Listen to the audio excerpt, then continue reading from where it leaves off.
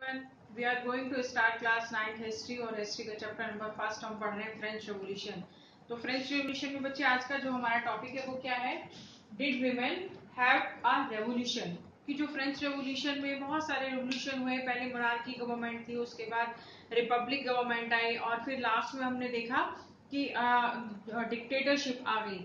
जो Napoleon Bonaparte था वो पावर में आ गया।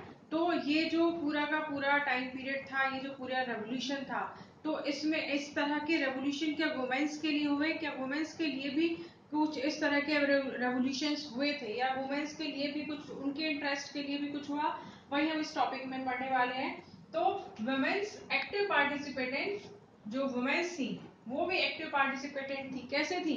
जो हमने फर्स्ट जब चैप्टर शुरू हुआ था तो फर्स्ट वीडियो में हमने देखा था कि जो बेस्टाइल फोर्ट था उस पर अटैक हुआ था। तो बेस्टाइल फोर्ट पे जो अटैक हुआ था उसमें लगभग 7,000 मैन और वुमेन दोनों थे, उसमें भी पार्टिसिपेट कर रहे थे। और जब इस तरह के वो पार्टिसिपेट कर रही थी, वुमेन्स उनके साथ दे रही थी, और जब नेशनल असेंबली बन रही थी, या फिर जो नेशनल असेंबली वाले जो लोग थे वो कॉन्स्टिट्यूशन बनाने में बिजी थे, या उसके अलावा जो आर्मी में गए हुए लोग थे, तो उनके बाद जो पूरा फैमिली की देखभाल थी, जो पूरा परिवार की देखभाल थी, उसका भरण पोषण था, वो कौन संभाल रहा था? वो वहाँ की वुमेन संभाल रही थी, औरतें संभाल रही थी। तो क्या उनके लिए भी कुछ हुआ? उनके लिए भी, उनके राइट्स के लिए कुछ हुए? तो जब वो इतने सारे वो काम कर रही थी, हर तरह से वो एक्टिव पार्टिसिपेंट थी, तो वो भी चाहती थी कि उनके इंटरेस्ट के लिए भी कुछ हो, उनकी भी कुछ एक्सपेक्टेशन थी कि जो भी नए नए गवर्नमेंट बन रही है, चाहे वो मोनार्की गवर्नमेंट हो, चाहे वो रिपब्लिक गवर्नमेंट हो, चाहे डिक्टेटरशिप हो, तो उसमें वो उन्हें भी लग रहा था कि उनके भी बहुत सारे एक्सपेक्टेशन थे कि उनके लिए भी कुछ हो, उनके लिए भी कुछ नए रूल्स रेगुलेशंस बनाए जाएं, और इस तरह से उनकी भी जो लाइफ है वो इम्प्रूव होगी। लेकिन जो वुमेन्स थी उनमें उनको इस तरह का कोई पार्टिसिपेटेंट नहीं दिया गया। उनको कहा गया कि वो सिर्फ जो वुमेन्स थी वो वर्क फॉर लिविंग, और किस तरह के जीवन यापन करने के लिए किस तरह के वर्क वो कर रही थी, फ्रूट, वेजिटेबल, फ्लोर, इस तरह के इनको मार्केट में सेल करके। और इसके अलावा डोमेस्टिक सर्वेंट, जो नोबल से फर्स्ट और सेकंड स्टेट के जो प्रॉस्पेरियस पीपल थे या फैमिलीज थी, उनके यहाँ पर वो एज ए सर्वेंट वर्क कर रही थी। और इसके अलावा भी did not assist to education, उनको एजुकेशन के कोई राइट नहीं थे। जो थर्ड, स्पेशली हम बात करें थर्ड स्टेट के विमेन की, जो थर्ड स्टेट के विमेन थी, तो उनको राइट नहीं थे कि वो किसी भी कॉन्वेंट स्कूल से एजुकेशन ले सके। सिर्फ वो राइट किसको था? नोबल डॉटर्स, जो नोबल्स फैमिली थी उनकी जो डॉटर्स थी, उनको राइट था कि वो पढ़ लिख सके, वो एजुकेशन ले सके। लेकिन जो थर्ड स्टेट की थी उनका क्या था? Look after family. उनसे एक्सपेक्ट किया जाता था कि वो अपनी फैमिली की देखभाल करें, अपने परिवार को चलाएं, बच्चों के लिए बच्चों का भरण पोषण करें, और बाकी के जो फैमिली के काम हैं उनको लुक आफ्टर करें। और अगर वो इस तरह के वर्क करती भी तो उसमें जो वेजेस था उसमें बहुत सारे डिस्पैरिट थी, बहुत ज्यादा डिफरेंस था। जो मेंस और वीमेन्स अगर एक ही काम को कर रही हैं, एक ही तरह के वर्क कर रही हैं, तो जो मेंस का वेजेस था वो वीमेन से ज्यादा हुआ करता था हमेशा। जो जो वीमेन का वेजेस था, उनका जो वेतन था वो हमेशा मेन से कम होता था। तो यहाँ पर भी उसमें डिफरेंसेस है, यहाँ पर भी भेदभाव था, पार्शियलिटी थी। अब जो वुमेन्स थी उन्होंने सोचा कि हमारे लिए तो कोई कुछ करने वाला है नहीं, तो हमें अपने इंटरेस्ट के लिए, अपने राइट्स के लिए खुद ही लड़ना पड़ेगा, खुद ही अपनी आवाज उठानी पड़ेगी। तो इसलिए they started on political clubs. जैसे हमने पढ़ा था कि जैकोबिन क्लब हमने पढ़ा था कि जो वहाँ के लोग थे, मैन थे, उन्होंने बहुत सारे, स्पेशली हम बात करें थर्ड स्टेट के जो लोअर स्ट्रेटा के मैन थे, उन्होंने पॉलिटिकल क्लब्स बनाने शुरू किए, और उसमें हमने जैकोबिन क्लब्स को पढ़ा था। अब इसी तरह से जो विमेन्स थी उन्होंने भी अपने इंटरेस्ट के लिए, अपने हितों के लिए पॉलिटिकल क्लब्स को फॉर्म करना शुरू किया, और न्यूज़पेपर निकालने शुरू किए टू वॉइस देयर इंटरेस्ट, अपने हितों के लिए, लोगों तक अपनी आवाज पहुंचाने के लिए उन्होंने न्यूज़पेपर निकालने शुरू किए और पॉलिटिकल क्लब्स को फॉर्म करना शुरू किया। इसी तरह से वुमेन ने लगभग 60 पॉलिटिकल क्लब्स को फॉर्म किया था। इसमें से जो दो स्पेशल हैं, या दो इम्पोर्टेंट प्रोमिनेंट क्लब्स हैं, वो क्या है? The society of revolutionary, the society of revolutionary, और सेकंड क्या है बच्चे? Republican women. तो दो प्रोमिनेंट क्लब थे वुमेन्स के, द सोसाइटी ऑफ रेवोल्यूशनरी और रिपब्लिकन विमेन। ये दो प्रोमिनेंट क्लब्स थे वुमेन्स के। ये पॉलिटिकल क्लब किस लिए फॉर्म किए थे? Because they demand equal right और इक्वल पॉलिटिकल राइट्स। अब वो डिमांड कर रही थी कि उनको भी इक्वल पॉलिटिकल राइट्स मिले और इक्वल वोटिंग राइट्स मिले। जैसे मैंस को मिल रहे हैं वैसे उन्हें भी मिले। इनको वोटिंग राइट कहीं पर भी नहीं मिला, चाहे कोई भी गवर्नमेंट आई, लेकिन जो वोटिंग राइट्स थे वो सिर्फ और सिर्फ मैन को दिए गए हो, चाहे वो 25 से अबव वाली गवर्नमेंट हो, चाहे वो देने वाली हो, चाहे वो 21 से अबव वाली। लेकिन विमेन्स को हमेशा पैसिव सिटीजन में रखा गया, उनको वोटिंग राइट नहीं दिए गए। जो 1791 में जो कॉन्स्टिट्यूशन आया था, कॉन्स्टिट्यूशन फॉर्म हुआ था 1791 से, तो उससे बहुत सारे एक्सपेक्टेशन थे कि ये जो नया कॉन्स्टिट्यूशन बन रहा है तो उनके फेवर में हो, या उनके लिए भी कुछ नया कुछ लेकर आए, उनके हितों की भी रक्षा करेगा, या उनको भी कुछ नए राइट देगा। लेकिन ऐसा कुछ हुआ नहीं। जो इसका डिक्लेरेशन हुआ वो right to women and citizen से हुआ, कि जो भी राइट्स दिए गए वो वहां के मैन और सिटीजन्स को दिए गए।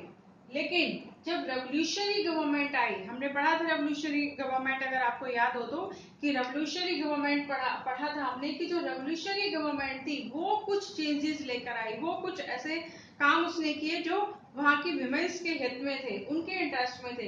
वो क्या थे उसको देख लेते हैं बच्चे, वो क्या थे। तो first is compulsory schooling for girls. इसमें क्या किया गया, इसमें जो स्टेट स्कूल खोले गए बहुत सारे, और वहां पर हमने यहाँ देखा था कि जो नोबल्स डॉटर्स थी, जो नोबल्स के जो बच्चे थे, स्पेशली गर्ल्स थी, सिर्फ उन्हीं को राइट था कि वो एजुकेशन ले सकती हैं। लेकिन जो थर्ड स्टेट के लोअर स्टेटा के लोग थे, उनकी बेटियां थी, उनकी लड़कियां थी, डॉटर्स थी, उनको राइट नहीं थे। लेकिन यहाँ पर क्या हुआ, कंपल्सरी स्कूलिंग फॉर गर्ल्स। यहाँ पर क्या हुआ बच्चे, यहाँ पर हर गर्ल्स के लिए स्कूलिंग कंपल्सरी कर दी गई। किसने? रेवोल्यूशनरी गवर्नमेंट ने। और क्या हुआ, और they did not force to marry against their wish. अब क्या है, पेरेंट्स अपनी गर्ल्स को फोर्स नहीं कर सकते थे किसी से भी मैरिज करने के लिए, कि वो जिससे चाहे उससे उसकी शादी कर दें। अब ऐसा नहीं था। अब लड़कियां जो थी वो अपोज कर सकती थी, मना कर सकती थी कि मुझे नहीं इससे शादी करनी है, या फिर वो अपनी मर्जी से शादी कर सकती थी। तो ये भी राइट रेवोल्यूशनरी गवर्नमेंट ने दिया कि जो पेरेंट्स है उसको फोर्स नहीं कर सकते कि वो जहां कहेंगे उसको शादी करनी पड़ेगी। अब वो वहां शादी कर सकती थी जहां उसकी मर्जी हो, जहां वो चाहती है। इसके अलावा divorce was made legal. Divorce को लीगल बना दिया गया। मतलब ऐसा नहीं है कि सिर्फ मेल्स उसके लिए अप्लाई कर सकते हैं, विमेन्स एंड मेल दोनों अप्लाई कर सकते हैं। कि ऐसा नहीं कि अगर पति किसी उसको विमेन को परेशान कर रहा है, उसको प्रताड़ित कर रहा है किसी भी तरह से, तो वो भी डाइवोर्स के लिए अपील कर सकती है। कि इसको लीगल बना दिया गया। और क्या हुआ बच्चे, womens could train for job, become artist and run small business. और क्या हुआ, रेवोल्यूशनरी गवर्नमेंट के टाइम में कि जो लड़कियां थी, डॉटर्स थी, अब वो क्या कर सकती थी, किसी भी जॉब के लिए ट्रेनिंग ले सकती थी। कि उन्हें कोई जॉब करनी है तो उसके लिए वो ट्रेनिंग ले सकती हैं। और इसके अलावा आर्टिस्ट वो बन सकती हैं, और क्या कर सकती हैं, और वो छोटे मोटे बिजनेस चला सकती हैं अगर वो चाहती हैं तो। लेकिन बस इतना ही हो पाया। उसके बाद गवर्नमेंट हो गई चेंज, और गवर्नमेंट हो गई किसकी, मैक्सिमिलियन रॉबस्ट्रॉय। पढ़ा था अगर आपको याद हो तो, उसका जो टाइम पीरियड था या उसका जो शासन काल था उसको क्या कहा गया था, rain of terror. Rain of terror पढ़ा था ना, रेन ऑफ टेरर, आतंक का काल। तो मतलब जो वहां के लोग थे वो बिल्कुल एक उसमें डर में जी रहे थे। तो जब वो गवर्नमेंट आई, रॉबस्ट्रॉय की गवर्नमेंट आई, उसने क्या किया, जितने भी विमेन्स क्लब खुले हुए थे वो सब क्या किया, उनको बंद करवा दिया। क्या कि विमेन्स को कोई राइट्स देने की जरूरत नहीं है। और जरा सा भी कोई जो भी रिपब्लिक गवर्नमेंट अगर के खिलाफ जरा सा भी कोई जाता, चाहे वो उसकी अपनी पॉलिटिकल पार्टी का हो, चाहे वो कोई दूसरी पॉलिटिकल पार्टी का हो, या फिर कोई भी हो, लोग इस डर में थे कि पता नहीं किस बात के ऊपर उनको अरेस्ट कर लिया जाए और उनको एग्जीक्यूट कर दिया जाए। तो यहीं पर जितने भी विमेन्स क्लब थे उन सबको शट डाउन कर दिया गया, बंद कर दिया गया, कि इनकी कोई जरूरत नहीं, इसको बंद करें। और जो प्रोमिनेंट विमेन्स थी, मतलब जो हेड थी उन क्लब्स की, कौन से 2 क्लब्स हमने पढ़े थे, विमेन्स जो प्रोमिनेंट थे, द सोसाइटी ऑफ रेवोल्यूशनरी और दूसरा था रिपब्लिकन विमेन। तो इनके जो प्रोमिनेंट लीडर थे, जो इनके हितों को के लिए लड़ रहे थे, विमेन्स के हितों के लिए लड़ रहे थे, विमेन्स के राइट के लिए लड़ रही थी, उनको क्या किया बच्चे, उनको अरेस्ट किया। अरेस्ट के बाद उन पर ट्रायल किया, उन पर मुकदमा चलाया गया और उनको एग्जीक्यूट कर दिया गया। उसके बहुत सालों तक विमेन्स अपने राइट्स के लिए लगातार एफर्ट करती रही, लगातार स्ट्रगल करती रही, फिर भी उन्हें कोई राइट्स, कुछ राइट्स नहीं मिले।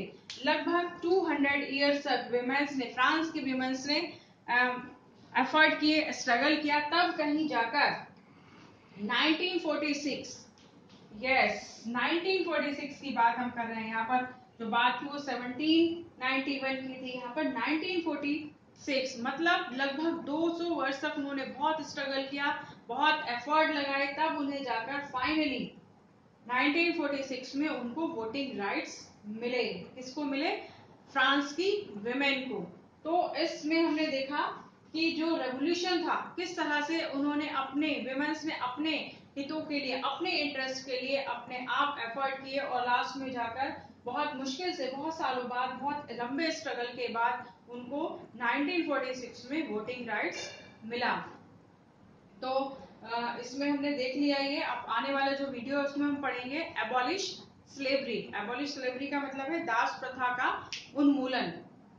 तो मिलते हैं नेक्स्ट वीडियो में। Till then goodbye, take care.